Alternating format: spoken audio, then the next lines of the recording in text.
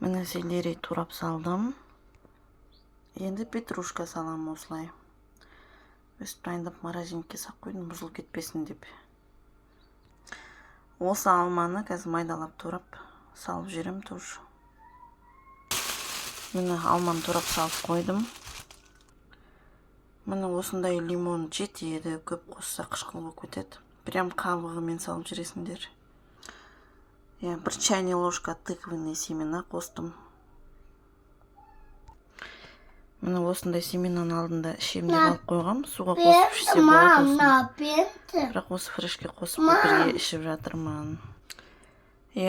Бар болса қоссаң да болады, жоқ болса қоспа қойсаң да болады. Бірақ мен қосам. Міне состав дайын. Бір кесе су құйдым. Егерде дәмін ұнамай іше алмай жатсаң, суын көбейтсең болады. Сонда приятно ішіледі. Міне через блендер өстіп өткізіп аласыздар. Мама,